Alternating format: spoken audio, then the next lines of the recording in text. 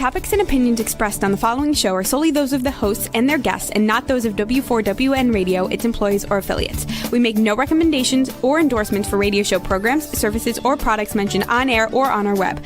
No liability, explicit or implied, shall be extended to W4WN Radio, its employees, or affiliates. Any questions or comments should be directed to those show hosts. Thank you for choosing W4WN Radio. This is Beyond Confidence with your host, Divya Parekh. Do you want to live a more fulfilling life?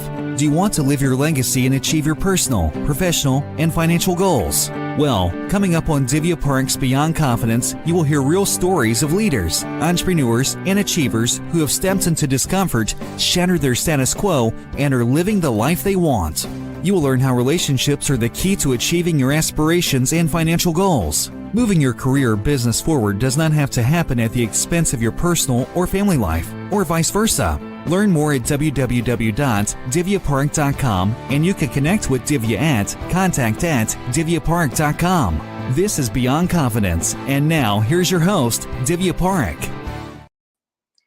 Good morning, listeners. It's Tuesday, and I want to share a very quick story.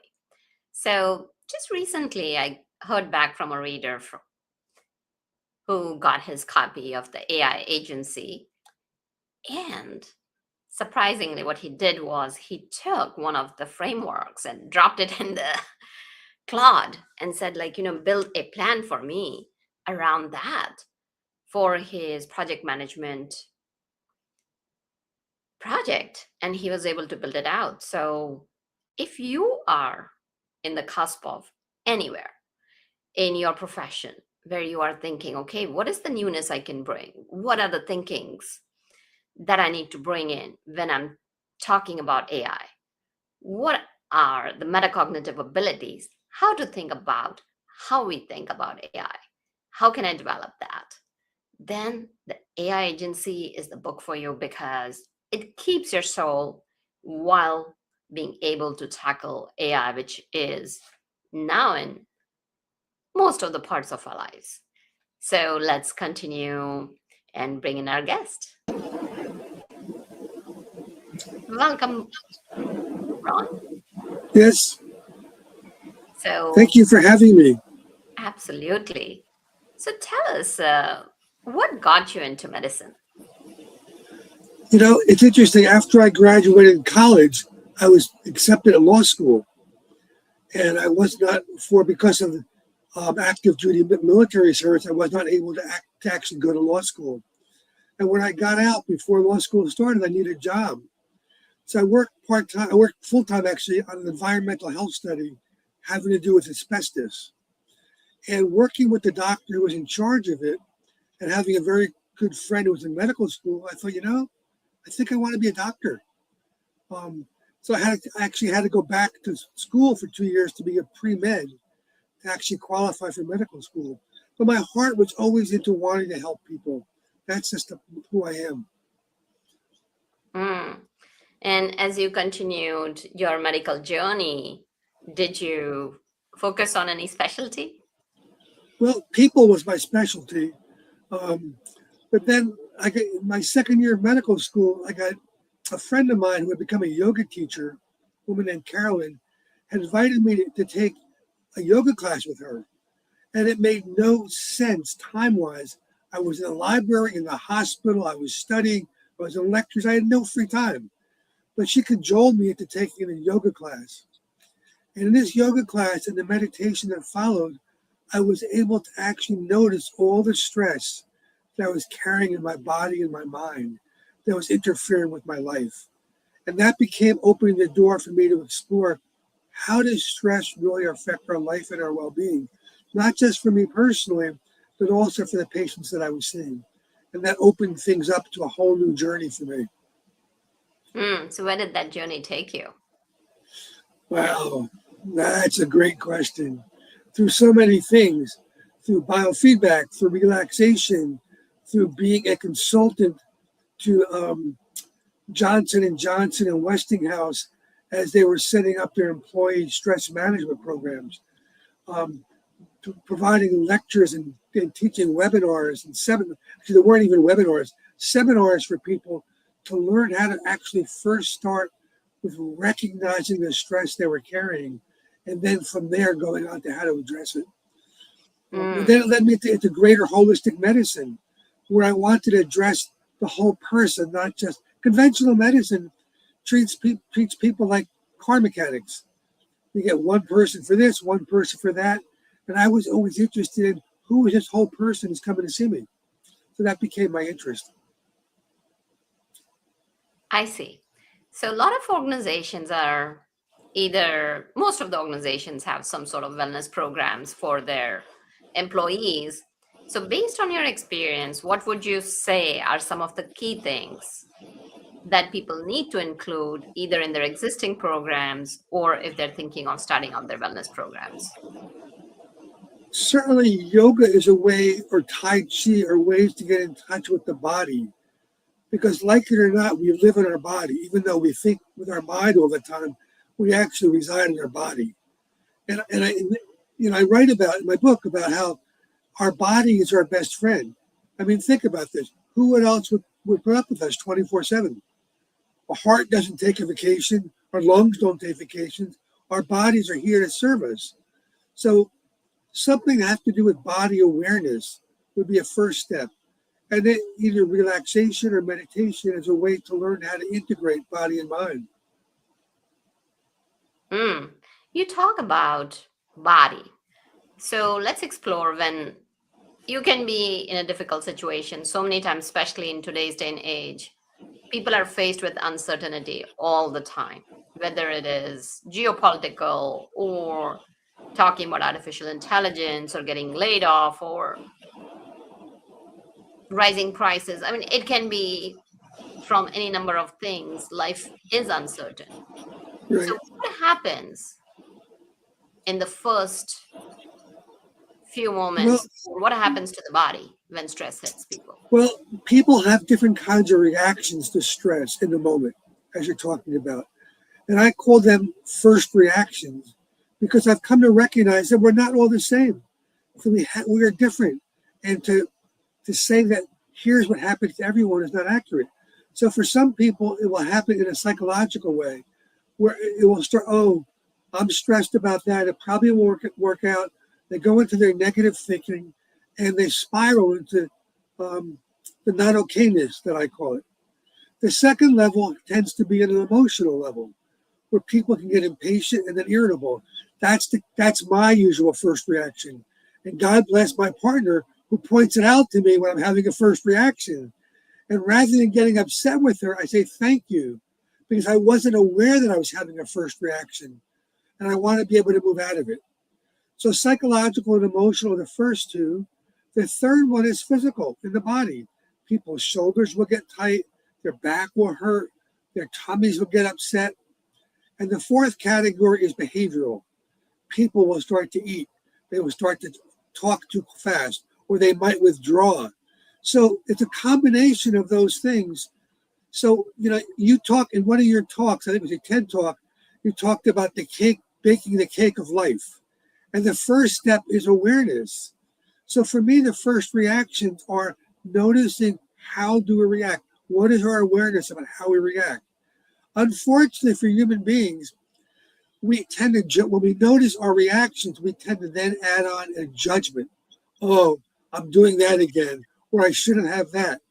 Well, you can become aware of your judgments. Okay, so now I'm being judgmental. Okay, it's just a first reaction. Let's be aware of it and then move on from that. Mm-hmm. No, and you laid it out very powerfully that it is happening at different levels, and it's important to be aware of what is triggering you and where is it happening. I And remember a story from many years ago. I Mhm. used to have a staff meeting before my office hours opened. And we're talking about something, I don't remember the context of it, but it triggered something in one of my assistants. And she said, stop. And she held up a little sign that said, I'm having a first reaction. And like she was honest enough to admit it. And we all kind of laughed at it like it wasn't a big deal. At least she was honest about having a first reaction. You take a breath and we've got to move on. But I interrupted you, so I'm sorry. Go ahead. No, it's completely fine. We're just having an organic conversation here. So, as you mentioned, being honest with yourself is also important, and that is part of being awareness. So that was an important layer that you shared. So now, as we are talking about, one is aware, but that said, our brain operates on so many default modalities, which are our habits. So, how can our habits fuel our awareness or take us towards wellness or put us into detriment? Well, I talk about how to create stress management habits. It's so Hmm. perfect you use the word. So much of our system is habitual, and you can't change a habit until you become aware of it. As I said earlier, one of the things is human beings are masters in self judgment and being self critical. So we notice a habit we don't like, and automatically we throw a judgment on it. Okay, so that to me is a first reaction to awareness. And if we can just simply label it as, oh, that's just a first reaction, it's not that big a deal, we can then begin to create new habits. Now, in the moment, there's two levels of stress reactions that happen. One is in the moment, and the second one is the chronic things that happen.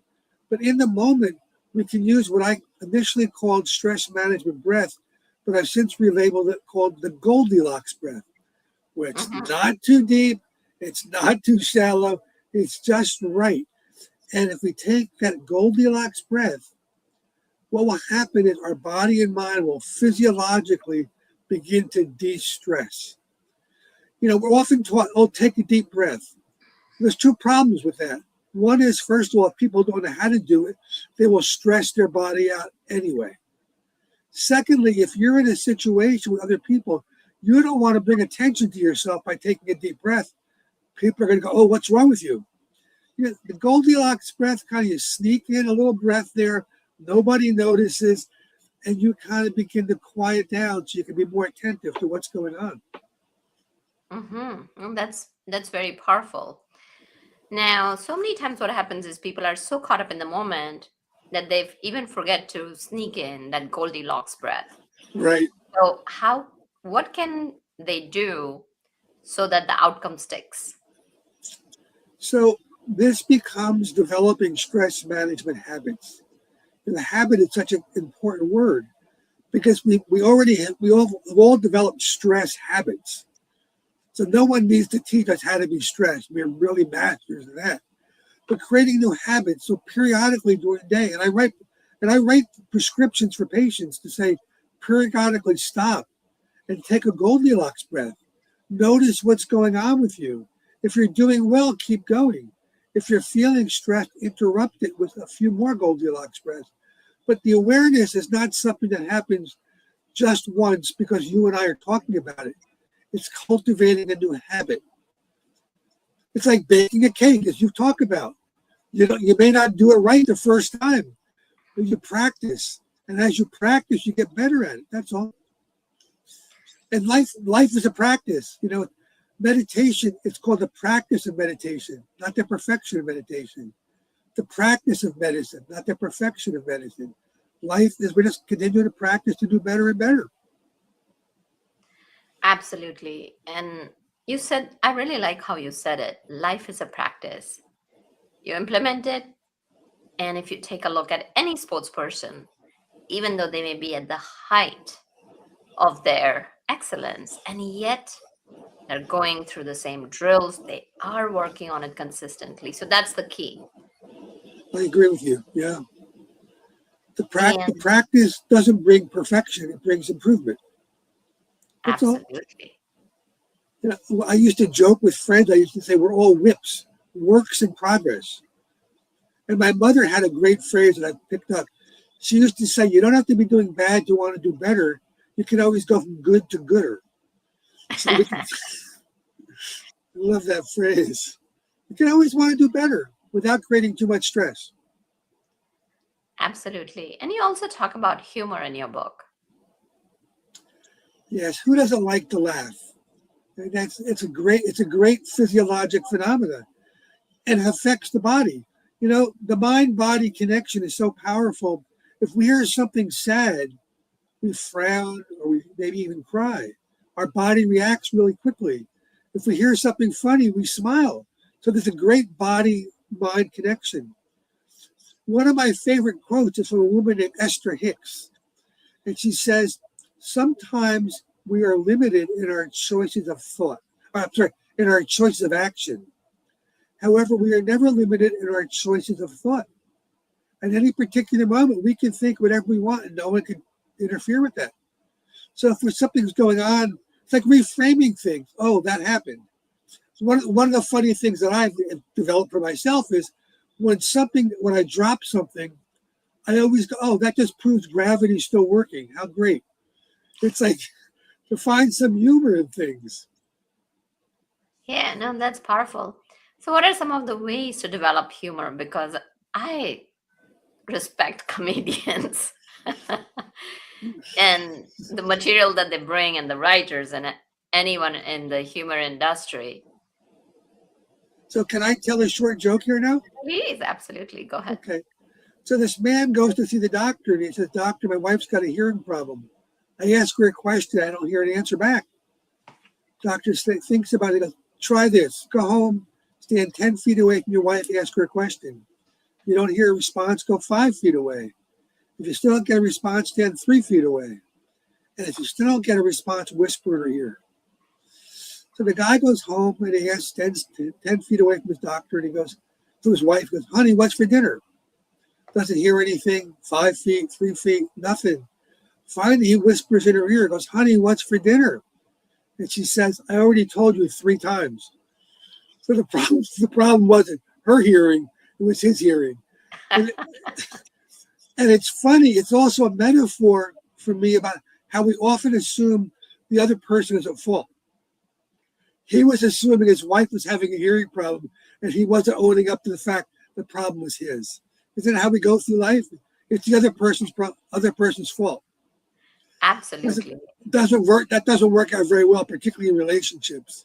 Yeah. No, I think so. We need to have more doctors like that. Yeah, I agree. So we have talked about humor, and you also talk about the stress model. Shed some light on that. Okay. So the stress model is something I developed over time where there's some external event or some stress or whatever it is that occurs.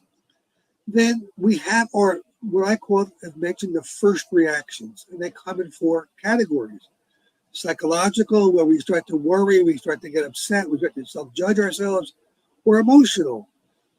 For example, impatience or irritability. This is where I show up. And as I mentioned earlier, God bless my partner Denise, she points it out to me. Or we have physical problems, tummy aches, headaches, back pain in the moment. Or we have behavioral things. And you can see people reach for food, people reach for a cigarette, people get distracted by something. So the trick there is to notice our first reactions. And I can't say without judgment, because none of us is without judgment, with less judgment. And let's label, oh, I'm having a first reaction. It doesn't mean anything more than that. I'm not a bad person because I'm having a first reaction. I'm human. Human beings have first reactions. And then if we use some Goldilocks breaths, it kind of moves us out of that and back into the moment so we can pay attention to what's happening in our life at that time. Now, one of the interesting things is that people have different first reactions and people react differently. For example, if someone makes some comment about something, I might take it as a judgment about me. The other person goes, well, what's the big deal? So it's in and of itself, it's not it's not something bad. It's just something we react to. And then as we build on our stress management habits, we can begin to build in some other self-awareness tools. Practicing the Goldilocks breath, practicing yoga, practicing meditation, practicing relaxation, practicing exercise, practicing eating slower. A funny thing, patients often tell me, oh, I just overeat because I don't have a lot of time. And I said, really? Had you ever considered about eating less in that shorter amount of time? Oh, what a novel concept, as opposed to having to shove it all in. In the book, I talk about, a lot of things are written about mind-body effect. And there's so much documentation about that. And it's about managing stress. It's about as an adjunct to healing, using the mind-body effect. But rarely have I read people talking about the body-mind effect. And the example that I use is if we overeat and we get a tummy ache. Now, I know you and I don't do this, but we probably know people who do this. They get a tummy ache. So that's our body reacting, but then our mind feels stressed because we have a tummy ache. So it goes in both directions. The mind and body are so intimately connected. And as I said, as you and I both said earlier, life is a process. It's a practice. You can only do better. And if you're doing better, give yourself a pat on the back for doing better, as opposed to, oh, I'm still not good enough. Yeah, the body-mind effect. And you talked about people overeating it. And sometimes it's just a habit, and sometimes it's a trigger where people are experiencing discomfort, and to distract themselves, they may soothe themselves using food or binge watching or alcohol or smoking, as you mentioned. Right. Because so when we are talking about, people seeking comfort in those, they get rewards. And can you talk to us about that when people are leaning into those habits, what is it that they're getting out of it? Well, they're getting relief from the stress. The habits we talked about tend to diminish the sensation of stress. It doesn't diminish the stress, physiologic stress in the body, but it somehow numbs the sensation of the stress. So we feel like it's helping ourselves out. When in fact, when stress perpetuates itself, it will often show up in other areas. High blood pressure, the habits of overeating can lead to adult onset diabetes. There are a lot of other things that are chronic digestive problems or chronic shoulder problems. So just by numbing the sensation doesn't get rid of the effects of stress long term. And in the work that I do with patients, I try to teach them, okay, let's go. We can't wave a magic wand. It's still in back order. I don't have it yet. We can't wave the magic wand to get rid of it all, but we can chip away at your reactions. We can chip away at how you're feeling. We can chip away on noticing more what you're doing and with less judgment. And the less judgment that's there, the easier it is to change a habit and create a new habit, what I call stress management habits. Mm-hmm. And how you said it, let's chip it away. That is so powerful because that judgment is what keeps people in that spiral and in that loop. Because as you mentioned, that let's say, if they're drinking alcohol or if you're just going for chocolate or doom scrolling, and I go for chocolate all the time. What flavor? What kind? I like chocolate also. Oh, all kinds. You don't have to answer. I'm making a joke. Yeah, no, all kinds. And of course, I'll bring different kinds of chocolates. That's my, how should I call my cheating time? So what happens is, like, if you think about in the long run, right? A lot of people will come back and feel guilty about it. Oh, I shouldn't have done that. I try not to get into an all or none phenomenon unless someone is doing something that's really destructive for them. If they're over drinking or over smoking, telling them to stop doesn't end it. But for the smoking in particular, if so many people have said, they're smoking. I said, how much are you smoking? And I said, well, I'm smoking about 16 cigarettes a day. So I said, okay, can you cut down to 8 a day? I think I can do that. So now we've already cut smoking in half already. So we're making progress. But to tell someone to stop with the bad habit, cold turkey, it's theoretically nice, but it rarely works. But as we're talking, I was thinking, what I've noticed in the moment, the greatest stress management interruption is the feeling of gratitude. When someone is feeling grateful about whatever it is, a family member, a loved one, a pet, a vacation, whatever it is, when you feel grateful about something, stress cannot exist. It can exist before and it can exist afterwards. But in a moment of truly feeling grateful, life is good. And each of us can find things to feel grateful for. And it doesn't really matter what it is. Who cares why you're feeling grateful?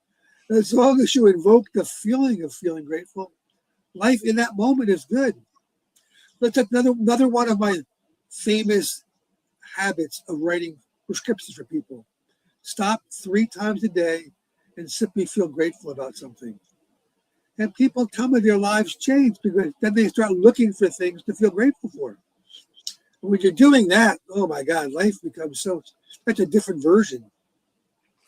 Absolutely. And what can people do when they're in the guilt mode? Like, they go through the habits, and we know that we have talked about it, that they are habitual. People are not even aware of them. But when they have done a habit, when they've done something, they didn't want to do it. They did that to numb themselves, and now they're caught in that trap of guilt. So how would people handle that guilt trap? There's 2 things that come to mind. When Hmm. someone has that type of mental habit, I will write their prescription and I'll say, I want you to feel guilty 3 times today. So when you're feeling guilty, know that you're being a good patient, you're following Dr. Dushkin's prescriptions, and kind of make it into a light thing rather than, oh, there I go again. So people find that funny, and I say, at a follow-up appointment, I say, how are you doing with the guilt? Oh, I'm doing it 3 times a day. It feels great. So we've taken some of the sting out of it, Hmm. some of the self-judgment out of it. The other thing is I come back to gratitude. In the Yeah. moment of feeling grateful, over the years, I've developed a habit for myself, a gratitude meditation when I go to bed. I can't fall asleep without feeling at least 3 things I feel grateful for from that day. And it like moves a lot of the stress in the day out of the picture because I'm feeling grateful. Hmm. Absolutely. No, some very powerful insights over here, Ron. So, how can people connect with you? Where can they find you? Where can they find your book? Okay. So my book is called Manage Your Stress, Manage Your Life. It's on Amazon. People Hmm. have heard of Amazon, I assume. Um, One of the things about the book that I'm really proud of, I'm having a conversation with the reader rather than a lecture. I didn't want to lecture people because people get lectured all the time and they turn it away. It's a conversation. It's an easy conversation about how to address a lot of the things we're talking about, or more things that we're talking about.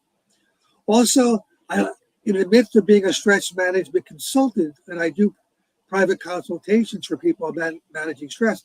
I'm also a holistic medical doctor, and I do consultations with people, very often telemed conversations.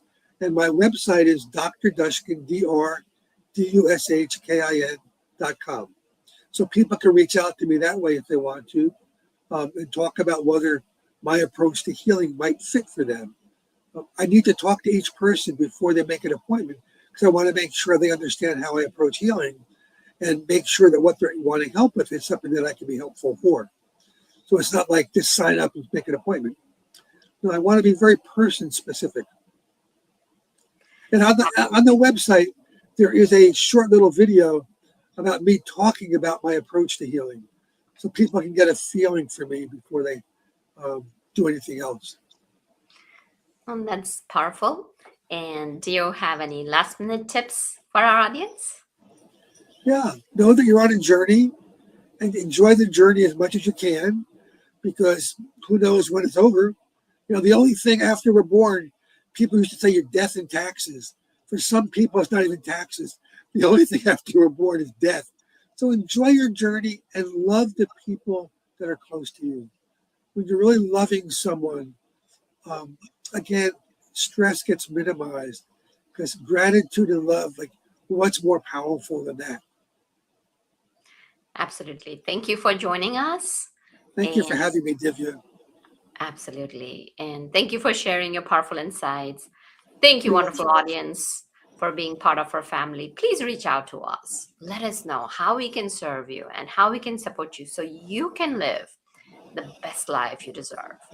And thank you, Juan, for being a tech genius. And Thank we will you. Take care. Until next time. Bye-bye. Thank you for being part of Beyond Confidence with your host, Divya Parekh. We hope you have learned more about how to start living the life you want. Each week on Beyond Confidence, you hear stories of real people who have experienced growth by overcoming their fears and building meaningful relationships. During Beyond Confidence, Divya Parekh shares what happened to her when she stepped out of her comfort zone to work directly with people across the globe. She not only coaches people how to form heart connections, but also transform relationships to mutually beneficial partnerships as they strive to live the life they want. If you are ready to live the life you want and leverage your strengths, learn more at www.divyaparekh.com. And you can connect with Divya at contact@divyaparekh.com. We look forward to you joining us next week.